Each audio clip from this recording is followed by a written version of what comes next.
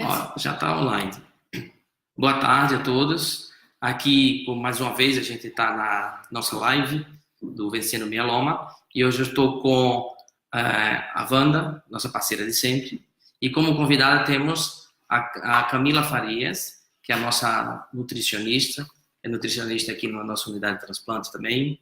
E que está hoje para comentar uns aspectos da nutrição nos pacientes oncológicos e todo nesse meio de novas dietas, dietas milagrosas, etc. Então, Camila, boa tarde. Boa tarde. Wanda, boa tarde. Boa tarde, Dr. Breno. Boa tarde, Camila. Muito prazer. E hoje, então, nós vamos desenvolver um tema bastante esperado por nós, pacientes, né, de mieloma múltiplo, que é a abordagem sobre as dietas da moda e o impacto que essas dietas proporcionam aos pacientes oncológicos. Então, assim, Wanda, começando, né? As dietas da moda, já para ficar bem claro, não são dietas que devem ser seguidas por pacientes oncológicos. Uhum. São dietas que são muito restritas, né? Não é uma dieta individualizada. Não é uma dieta que respeita preferências, alergias, patologias desse paciente. Então, são dietas que muitas vezes têm uma necessidade calórica e proteica muito abaixo daquilo que esse paciente necessita. São pacientes que estão em tratamento, né? Então, químio, uma rádio, imunoterapia. Então, a necessidade calórica e proteica desse paciente é quase o dobro. Sim. Então, visto uma dieta tão restrita como essas dietas da moda, a gente já pode dizer que não é uma dieta indicada para pacientes oncológicos, tá? Cada doença tem sua peculiaridade, né? E cada etapa do seu tratamento também. Isso mesmo. Então, tem que ter bastante claro essa parte de que paciente, a dieta é para quem, quando e como ele vai poder assumir essa dieta. Né? Então, eu aproveito para perguntar a você, Camila, quais são os benefícios e os prejuízos a longo prazo dessas dietas da moda? Por elas serem muito restritivas, né? Como, por exemplo, dieta do ovo, low carb, qual mais? Dieta mediterrânea. A cada semana nós nos deparamos com uma dieta da moda. Eu tenho a minha preferida. Ah, tem. Eu também tenho. Eu já estou liberada do ovinho frito, que eu adoro. Então, assim, na verdade, essas dietas, se você buscar aí na internet, fazer uma pesquisa, encontra inúmeras dietas da moda, né? Tem umas que seguem mais, outras menos, mas eu posso afirmar para você que benefícios dessa dieta para um paciente oncológico não há, tá? Benefícios para esse tipo de paciente, patologia, a gente não pode falar. Mais para frente a gente vai falar sobre outros assuntos aí, voltando a esse tema. Mas o que a gente pode falar é de prejuízos, né? Então, assim, são dietas, como eu falei, hipocalóricas, hipoproteicas, com carência de vitaminas e minerais muito grande, carência de fibras. Então, por exemplo, se você faz uma dieta que restringe a gordura, Sim. né? A gordura é importante para a absorção de vitaminas, Uhum. vitaminas A, D, E e K. Então, assim, isso vai ter um déficit na absorção dessas vitaminas. Se você faz uma restrição de carboidrato, por exemplo. Carboidrato, mas se você farinha branca, né? Da farinha branca, energia. Sim. Então a gente precisa de energia. O corpo precisa de energia, o cérebro, o coração, tudo, músculo. Então, assim, a gente não pode fazer restrição desse tipo de carboidrato. Da proteína, né? Restrição da proteína, a gente tem restrição, carência de vitaminas do complexo B, que é importante para o sistema imunológico, né? Então, assim, você percebe que são dietas muito restritas, né? A dietas da proteína, a dieta da gordura, esses pacientes usam medicação, os opioides. Essa dieta low carb, por exemplo, muito adotada pelas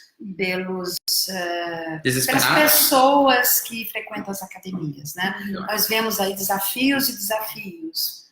Mantenha 7 dias, 15 dias sem ingerir tais alimentos. Você consegue até seguir essa dieta por um período, mas dificilmente você vai seguir essa dieta e manter a perda de peso. Claro. Aquilo é momentâneo. Muitas vezes você está perdendo o quê?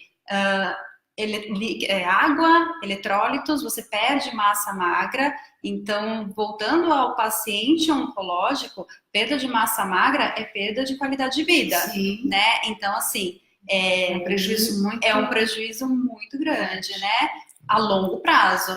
Então, tudo isso tem que ser levado em consideração. É a individualidade. Então, essa nesse questão, por momento, exemplo, do prejuízo. glúten. Como A que a gente questão é, pode analisar? Se o paciente não é... O glúten, o que é? Uma proteína. Uma proteína. Se o paciente não é intolerante ao glúten, não tem necessidade de fazer essa restrição. E muito porque esses pacientes que têm restrição ao glúten, ele vai sofrer uma alteração de intestino. Então, assim, causa uma diarreia, não que há necessidade de tirar o glúten. Então, isso aí para o paciente oncológico... Live hoje falando do ovinho frito que ela voltou a comer. Amo. E que eu acho que é um assunto bem interessante. E você acha que substitui a farinha, o pãozinho tradicional por uma fruta como o abacate? O que você acha? É que, olhando por esse... Nutricional, né? Nutricionalmente, a gente precisa entender qual é o processo o que é carboidrato, Sim. Da onde nós obtemos esses carboidratos. Então, o carboidrato pode vir de uma fruta, dos pães, de legumes, né? Então, assim, a preocupação desses tipos de carboidrato, da onde que ele vem? A indicação são os integrais. Sim. Sem dúvidas. Então, diminuir a quantidade de açúcar refinado, é o que a gente vai falar.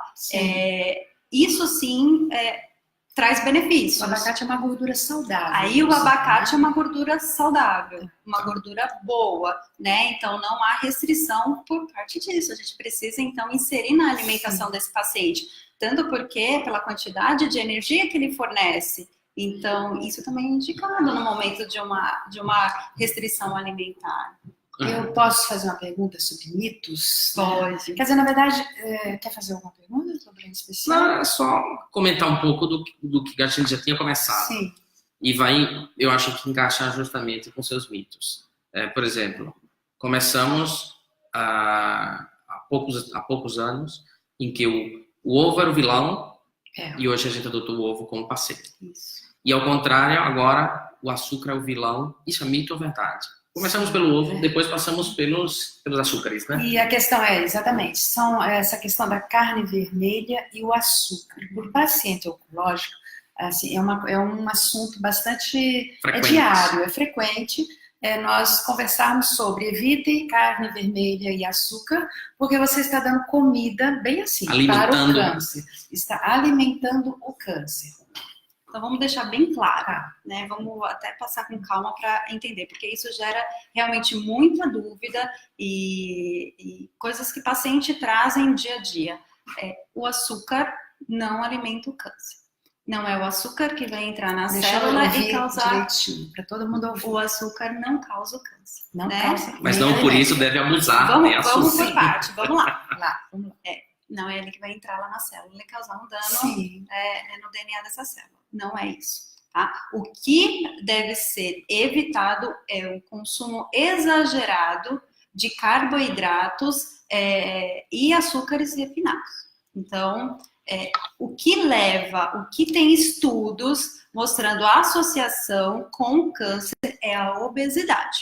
Ou seja, o consumo elevado desses tipos de alimento. Né? Então, o carboidrato, ao final da sua digestão, ele se transforma em glicose, tá? Então, não é o açúcar. Eu não estou estimulando o uso do açúcar refinado, mas a gente precisa deixar bem claro que não é ele que vai lá na célula e causar o câncer. Porque a privação do açúcar, o corpo vai metabolizar a gordura ou a proteína para transformar em açúcar. Isso mesmo. Então, assim, não só o açúcar alimenta o câncer. Não, ele também vai se alimentar de proteínas e de gordura. São células. Né? Vão assim receber como células sadias. Isso vitaminas, mesmo. Então, gera muita confusão, falta de informação e preocupação, ansiedade no paciente e na família, Sim. né? Então ficou claro, não é o açúcar, e sim o consumo exagerado desses alimentos ricos em açúcar. O que a gente precisa também bem claro são os alimentos que contêm açúcar, porque muitas vezes na sua composição a gente não sente o sabor do açúcar, mas o que a gente pode encontrar é um açúcar concentrado, de uma forma de um xarope de milho. Sim. Então, assim, ler o rótulo dos alimentos também é muito importante, né? O que a gente hoje também preconiza e orienta em relação à carne vermelha. Sim. É o consumo de alimentos industrializados, ultraprocessados, embutidos. Então, aí sim também há estudos que mostram associação desses tipos de alimento com o câncer.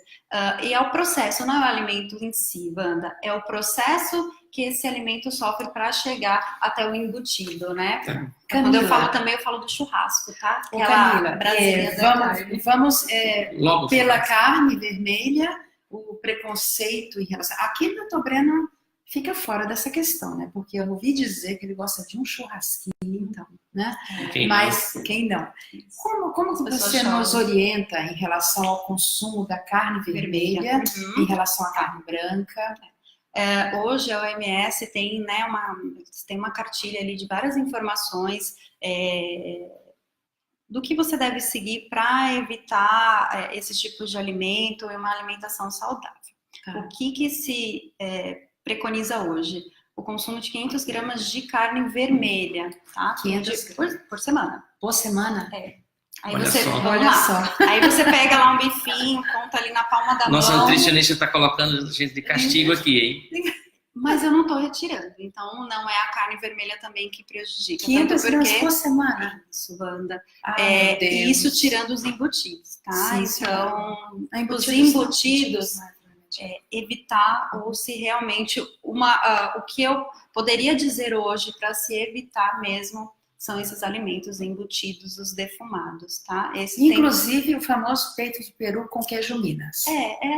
Todos os tipos de embutidos, tá vendo? Então, assim, a gente precisa diferenciar, porque as pessoas realmente têm dificuldade em entender a carne vermelha, entra toda ali naquele mesmo processo. Então, carne vermelha, embutidos, ultraprocessados, esses tipos de alimento, ou seja, uma alimentação mais saudável possível, né?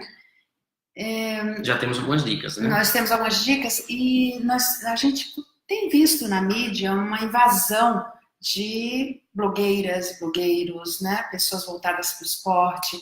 Eu acho tudo muito lindo, saudável. Mas esses desafios dos 7 dias, 15 dias, com restrições de pães, de alimentos que fazem parte da composição da nossa dieta, essas restrições com prazos de 7 dias para você mudar a sua vida e etc.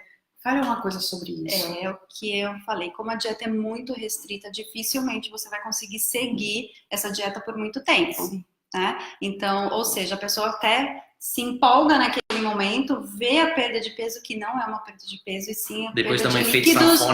Efeito sanfona, muito bem. Então, o peso vai e volta, né? Então, assim, benefícios para essa dieta, não, a pessoa realmente, ela fica ali empolgada com aqueles resultados, que fique claro que você não está perdendo peso, você está tendo uma degradação da sua massa muscular, está perdendo líquidos, e isso depois vai voltar. Se você não realizar uma reeducação alimentar, criar hábitos, Wanda, dificilmente essa dieta e esse peso vai se manter. Na verdade, o próximo comentário seria como fazer uma verdadeira reeducação alimentar, mas eu gostaria de expandir um pouquinho o nosso assunto, focando no paciente que está em tratamento. Isso é muito importante. Está em tratamento no momento. O paciente que está em quimioterapia, que está naquele momento crítico, né? Que ele apresenta náuseas, vômitos, como efeitos colaterais. Antes disso, tem que ter um conceito assim, bem mais simplão, que seria: a gente está destruindo matéria-prima com a quimio e você tem que tratar, o paciente tem que tratar de repor, né? E a partir daí, com qualidade, e a Camila vai falar algumas coisas do tratamento, do processo da quimioterapia, né? Ou da doença. E a pergunta é, o que você sugere nessa fase crítica e difícil para o paciente que está apresentando esses efeitos colaterais? Então, assim, Wanda, muitas vezes quando o paciente chega no consultório, né, no ambulatório, toda a informação é válida. Um paciente que já chega, ele recebe ali o diagnóstico, muitas vezes ele não fala para o médico ali a sua totalidade, né? Ou seja, o que vem por trás disso? Se já houve uma perda de peso, se de repente deixou de consumir em quantidade, em qualidade. Às vezes o paciente chega, não, estou me alimentando bem. Mas se você fizer um estudo, se você for, né, se aprofundar ali, você já sente que esse paciente teve um déficit, né? E é por isso a importância de um segmento individualizado desse paciente. Como o Dr. Breno falou, ele já chega ali, ele já tem perda de massa magra devido ao tratamento, então e a própria doença, né? A própria doença, muito bem, ele já chega, que a gente precisa tratar. Mais uma vez eu falo de individualidade, né? Tratar o paciente, né? Fala um pouco como você avalia um paciente quando está internado. Aquela avaliação que você faz. Quando ele chega ao seu consultório, como você faz? Ele tem uma avaliação, então, a pré-internação, né? A gente conversa com esse paciente para saber exatamente como que está essa questão da alimentação, da ingestão alimentar. Se está adequada em quantidade, em qualidade, porque eu preciso fazer um cálculo calórico desse paciente, por isso que eu falo individualidade, né? Eu preciso saber em que momento do tratamento, a doença, como que tá, para eu poder calcular e dar aquilo que o paciente necessita, né? Então é diferente, né? É diferente do tipo da doença, do tratamento, então essa avaliação é feita. E é lógico, leva em consideração o que o paciente gosta de comer, porque não adianta também eu chegar e falar, olha, você precisa fazer uma dieta de 1.800 calorias e não avaliar os hábitos alimentares, a cultura desse paciente, né? Isso é importante. Sim, isso, né? Então, às vezes tem paciente que chega, olha, eu quero cuscuz, eu quero ovo, cuscuz né? é vida. Então eu preciso avaliar isso também, né? E também, porque com o advento da internet, não existe assim a regionalização. É tudo uma coisa só, né? Nós conversamos com o paciente do Nordeste, do Norte, do Sul, que mantém hábitos alimentares diferentes, porém estamos trocando ideias. Isso, né? Mas o mais importante é essa avaliação, é conhecer esse paciente e realmente calcular aquilo que ele precisa no momento. Ou seja, dentro das necessidades calóricas em geral do paciente, quanto ele está ingerindo e quanto a Camila precisa intervir para que ele cumpra essa necessidade. Isso, e não tem a degradação da massa magra. Eu entendi. E faz um acompanhamento diário. Eu entendi essa introdução que vocês deram, né, para a minha pergunta. Mas a minha pergunta ainda continua. Ele está em pleno tratamento e está com náuseas e vômitos. Nesse momento, o que você sugere? Aí, bom, grande, né? Acho que a maioria dos pacientes sofrem com náuseas, vômitos, e aí eu preciso realmente entrar ali e ver como que está a aceitação. Às vezes você entra, o paciente fala assim, come tudo, mas você comeu tudo o quê, né? O que a náusea está atrapalhando, o que o vômito está atrapalhando na sua ingestão alimentar? O que melhoraria? Isso. Então, assim, nesse momento, qual a indicação, Wanda? A gente tem consenso, a gente trabalha com consenso. Então o que é recomendado? O paciente evitar preparações muito gordurosas, as preparações quentes, né? Porque isso vai estimular as náuseas. Tudo que é mais frio, gelado, isso ajuda, alivia esse desconforto de náuseas, tá? Paciente também, eu acho que vai entrar um pouquinho do que você vai falar, mas pacientes também que apresentam mucosite. Ia perguntar, né? Mucosite. Diarreia. Então, a mucosite, né? A gente orienta o paciente a evitar os alimentos mais cítricos, ácidos, tá? Alimentos quentes, preparações quentes também.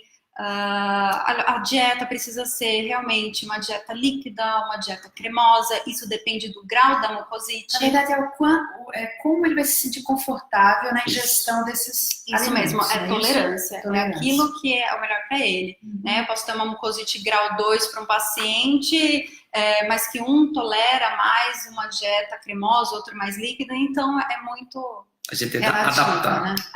Tem tudo adaptação. Coisa, tá com mucosite, toma sorvete, chupa picolé, né? Só que aí, Wanda, a gente precisa também ficar muito atento a esse paciente, porque quando a gente fala assim, mas um picolé ou sorvete é gostoso. É gostoso, né? mas não alimenta. Né? É gostoso, não alimenta. A gente até gosta, alívio. porque é uma quantidade calórica boa, né? E uma sensação de frescor na boca. De alívio, né? Só que aí muitas vezes o paciente tem uma alteração do paladar, então o doce fica muito doce. Então o sorvete para ele já não é uma coisa agradável. A gente vê muito isso na internação. Né? Os pacientes que gostavam de doce começaram a ter uma rejeição, intolerância, né? Uma rejeição porque está muito doce e ele não está gostando. O paladar muda muito, né? A alteração do paladar, do olfato, então isso influencia muito na ingestão alimentar. E sobre a suplementação alimentar, Camila? Assim, não apenas não apenas os suplementos alimentares para o paciente que está com uma deficiência de nutrientes, como também as suplementações para as pessoas que resolvem achar que precisam colocar vitaminas e proteínas através de suplementos. Aí a gente já entra na tal alimentação saudável, entendeu? Então vamos dividir em duas partes. Vamos. Pacientes que estão em tratamento. E a dieta com suplementos. Que faz parte. Shakes e tal. Então, os pacientes que estão em tratamento, que é o que ela está avaliando dia a dia, e que ela vê que não está consumindo a quantidade adequada, né, de calorias por dia. E aí ela entra em campo, porque ela faz um acompanhamento diário, entra em campo justamente para ajudar isso. Então, assim, o paciente avaliado, viu que não está conseguindo se alimentar, então, por esses desconfortos decorrentes do processo aí do tratamento. Eu tenho um cálculo, se eu observo que esse paciente não está consumindo aí 60% pelo menos do que a necessidade, eu entro com um suplemento alimentar. Suplemento rico em proteína, né, em vitaminas. Só que aí, o que a gente precisa deixar claro para o paciente? O suplemento não é um substituto da refeição. Como o nome já diz, ele é um complemento, ele vai ajudar, né? Então, o que ele não pode deixar de fazer não vou fazer uma refeição, não vou almoçar, não vou jantar, vou pular a refeição e vou tomar o suplemento. Né? Porque aí o suplemento ele não vai fazer o papel adequado, porque a gente precisa complementar aquilo que está em deficiência, aquilo que ele não está conseguindo ingerir através da alimentação convencional, certo? Então são suplementos, a gente tem uma variedade hoje no mercado de suplemento, de sabor, né? Para mudar um pouquinho, às vezes a gente coloca batido com fruta, com sorvete, para deixar mais palatável, para melhorar o sabor. Então o suplemento ele é muito indicado nesse processo, mas que fique claro, ele vai complementar ali aquilo que o paciente já está recebendo. Mas você não acha que é mais interessante? Assim, é uma pergunta. Qual é a palavra que você tinha que falar? A seleção.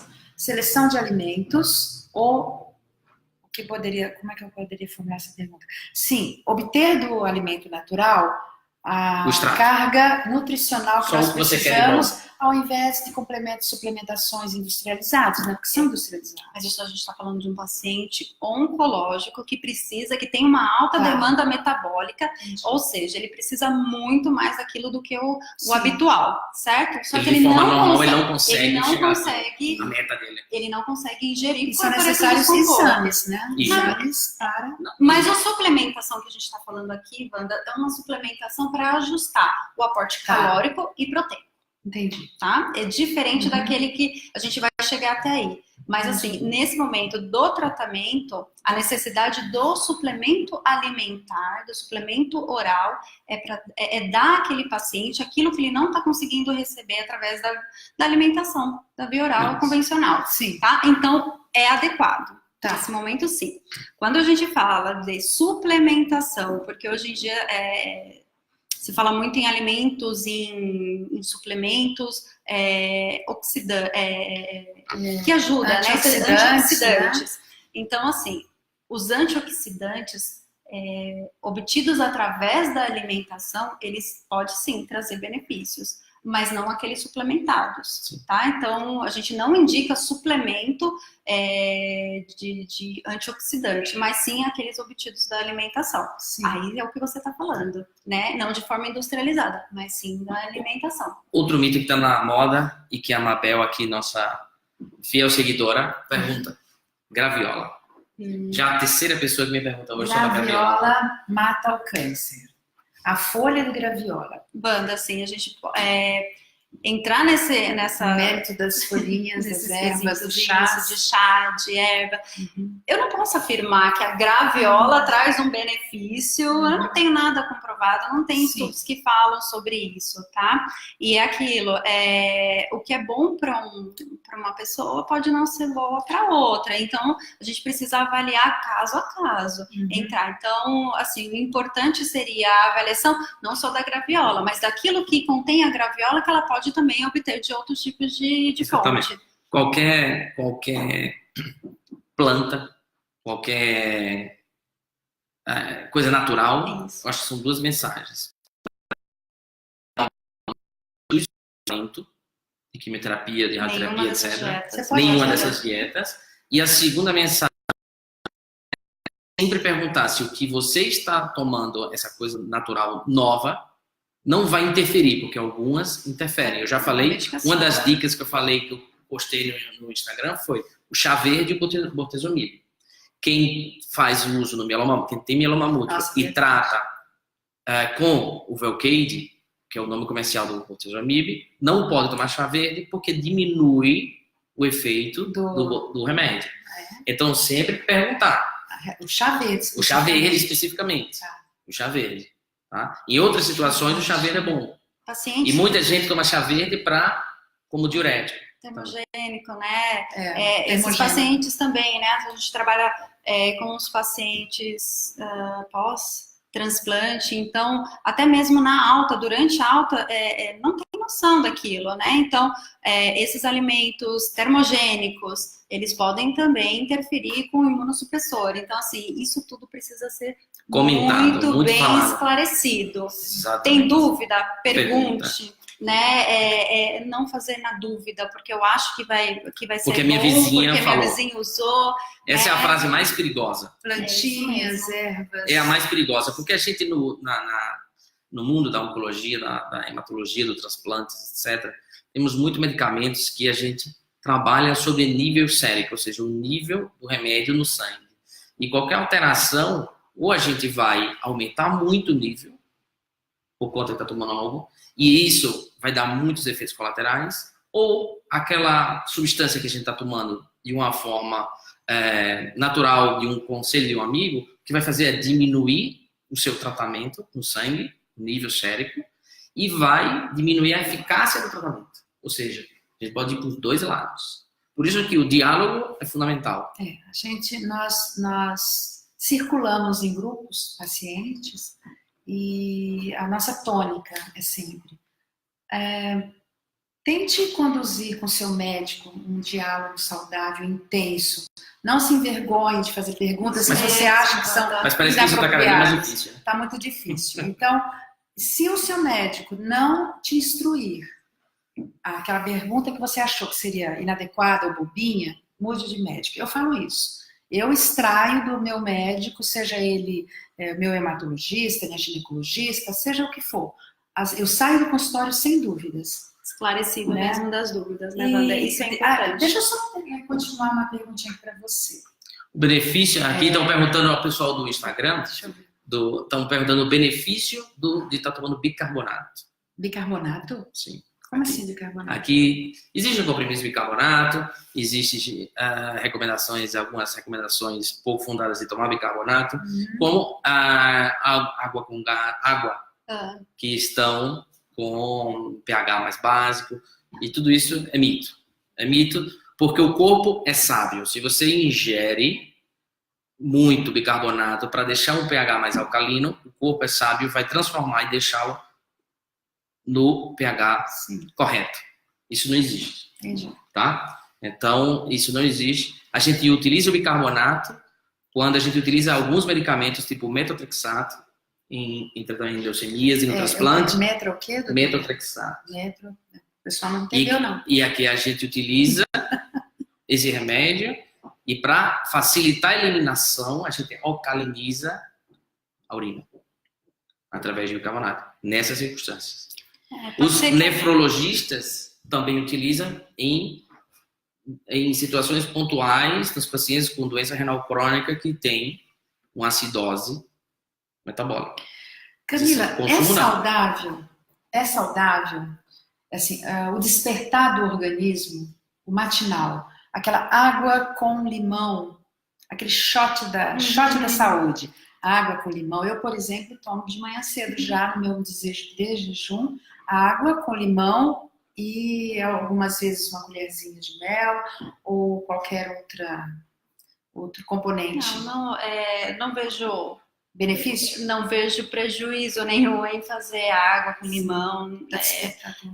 Muitos pacientes perguntam isso e, na verdade, a água e limão em jejum, né, a gente precisa hidratar o corpo. Então, a primeira, se for isso, o primeiro que você consumir não traz nenhum prejuízo e sim benefícios, tá? Seguindo aquela linha da alimentação dos pacientes oncológicos, como deve ser feita uma alimentação saudável na fase do ganho de peso? Porque existe aquela fase que nós, né, passamos com a vilã dexametasona, corticoides, que nós ficamos mais redondinhos, né? Todo mundo com a carinha de bolachinha. Que tipo de alimentação, o que você sugere nessa fase? Então, assim, não tem jeito, né? Tem que fazer uso. O que eu falo sempre é... Principalmente nas doenças que são mais fracas, né?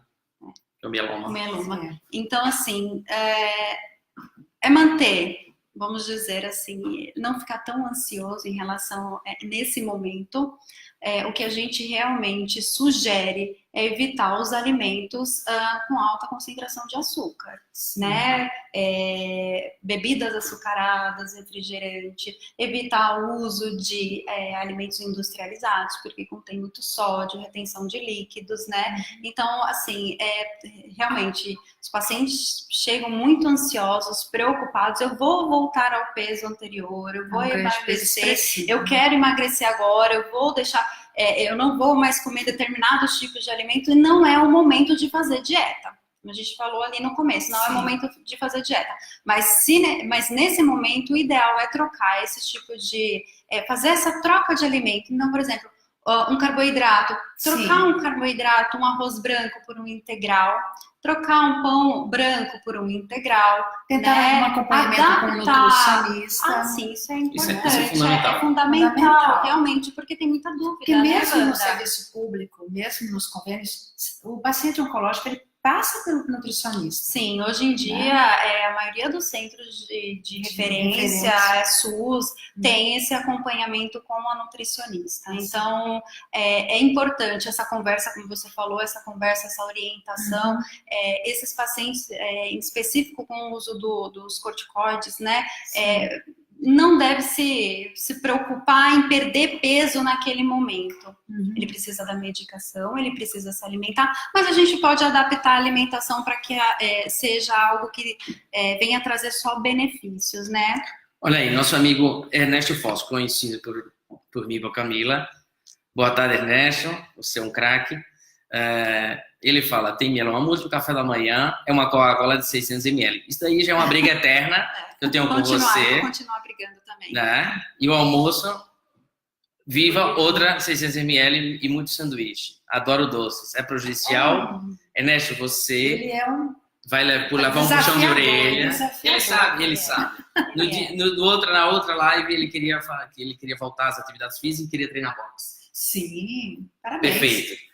Quando você vier no hospital, ele vai puxar sua orelha. Ele sabe disso, né? Ele sabe. Falaremos com o Dr. Fábio, que é seu médico, mas eu sou o carrasco que puxa a orelha. Conheço, oriento, né? Tento convencer ele, mostrar os benefícios de uma alimentação saudável também. Exatamente.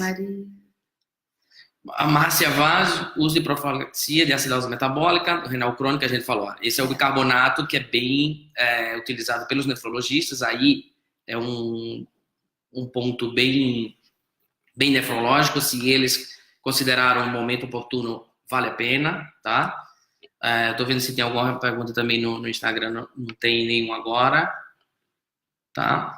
Então o pessoal tá aí conectando. E tem a Cristina também, que está aqui, fazia exercício regular. O exercício regular deve ser sempre. Então, a limitação... essa é a minha pergunta. Sobre, na verdade, no momento que vamos iniciar uma reeducação alimentar, eu vejo isso a longo prazo. Eu não consigo ver milagres. Vou perder 2 quilos numa semana.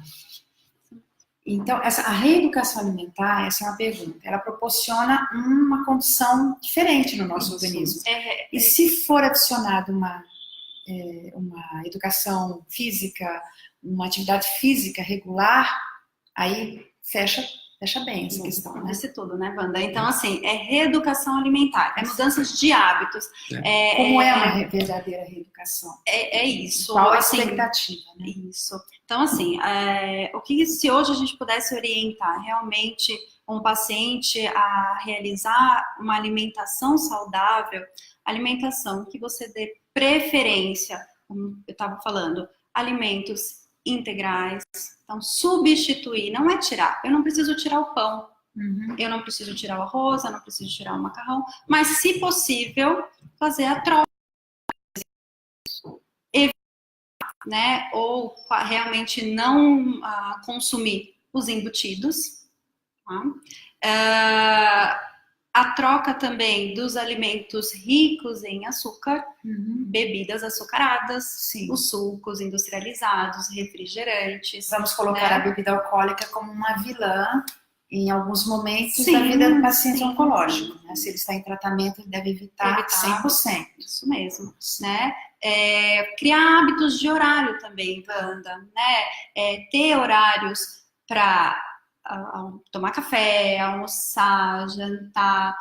A dieta fracionada para o paciente oncológico é muito importante. Então, às vezes, ele não consegue um volume muito grande, mas a pequena quantidade que ele consome já é importante. E fracionar muito bem essas dietas. E isso associado a uma atividade física. Nós devemos nos alimentar, como você fala, em pequenas doses fracionadas. Isso quer dizer de 3 em 3 horas, ou estabelecer um ritmo? Sim. Esse seria o ideal, né, para esse tipo de paciente. Então, não só para o paciente oncológico, mas a gente diz na alimentação geral, né, alimentação saudável. Fazer esse tipo de alimentação a cada 3 horas, voltando até mesmo o paciente oncológico, mesmo que ele não sinta fome, então não estou com fome, não é o momento de me alimentar. Sim. Mas criar o hábito. Isso, em pequenas porções. E equilibrando os nutrientes. Isso mesmo. Né? Então, Wanda, acho que é importante a gente deixar bem claro, né? Os profissionais da saúde, eles não devem submeter esse paciente a qualquer tipo de dieta duvidosa. Sim. Dieta que não tem um embasamento científico, dieta que não vai trazer nenhum benefício para o paciente, somente o prejuízo, né? E realmente evitar excessos, né? Tem 2 perguntas aqui que eu queria esclarecer. O Mabel está perguntando por uma marca. Isso aí é melhor ela conversar depois em forma uma marca de um suplemento. Sim. Isso aqui não é o momento. A gente não fala de marcas, depois tira essa dúvida, tá, Mabel? Aliás, algumas perguntas que por acaso não foram respondidas serão depois, tá? Respondidas. E aqui em cima no Instagram também pergunta: como muito doce e minhas taxas estão muito altas, eu corro risco de infarto? Então, sim. Que são taxas altas, né? Colesterol, triglicerídeos, glicemia, etc. Esse é o caminho errado, tá? Sim. Essa semana me funcionaram para fazer meus exames. Estou com o colesterol um pouquinho elevado. Menos churrasco. Menos de então, tudo. Então você já sabe que precisa diminuir, menos né? tudo. Eu sou o exemplo que a Camila vai ter que cuidar de mim. E exatamente. É um desafio, mas é assim mesmo, tá? Então, taxas elevadas, dependendo do que for, mas se estão elevadas, tem que ter um E- cuidado, procure seu clínico, seu médico de confiança, porque isso é fundamental. E já sabe né? que come muito doce. Né? E a gente acabou E de já falar. sabe, já reconhece. Já reconhece. O primeiro passo é reconhecer, Isso. né? E ela já reconhece, né? Vai Então, ter que ter um controle. Wanda, porque assim, se você Acirrado, consome né? muito doce, o que tende a acontecer? A obesidade. E a Isso, gente sabe eu- que a obesidade é o maior problema. Eu coloquei a na minha obesidade vida- está em risco, está associado hoje em dia a eventos cardiovasculares e câncer. Sim. Eu coloquei na minha vida alguns pequenos hábitos para, vamos dizer assim, dar vazão às minhas necessidades. Por exemplo, a tâmara e a... Esqueci o nome. Tâmara e aquilo do vermelho. Enfim, é uma opção de doce que eu consumo quando vem aquela necessidade de comer um doce feito de açúcares e glicoses e açúcar branco. O que você acha? Você pode realmente fazer, se você sente vontade de um doce, uma necessidade de um doce, e substituir. Só que só tem que tomar muito cuidado que essas frutas secas, elas contêm muito açúcar. Concentração seria bem uma, elevada mas de açúcar. seria uma opção melhor. Isso. Mas aí o que a gente fala é tudo individualizado e com acompanhamento, né? Então a gente vai saber ali nesse acompanhamento em qual momento seria ideal você consumir esses tipos de E o famoso alimento. suco verde? Porque o famoso suco verde, né?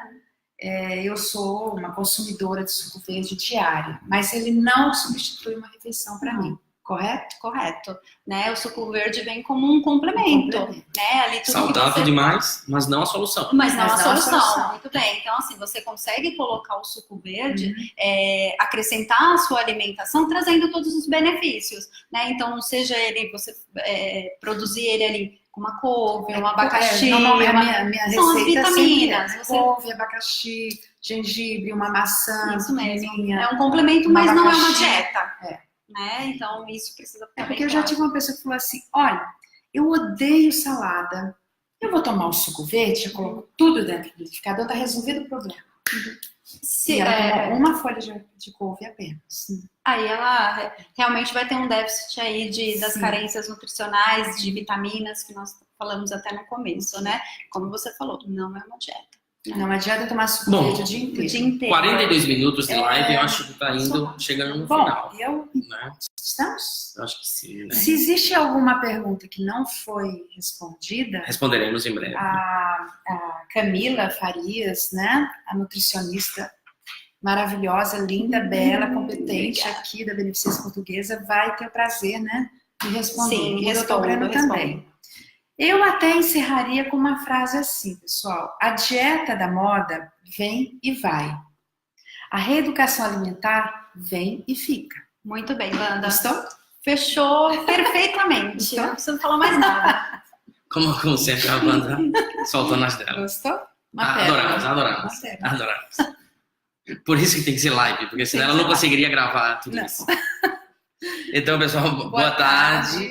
E provavelmente semana que vem ou na seguinte teremos mais. Fiquem atentos e a gente manda aquele abraço para vocês. Obrigado pela atenção.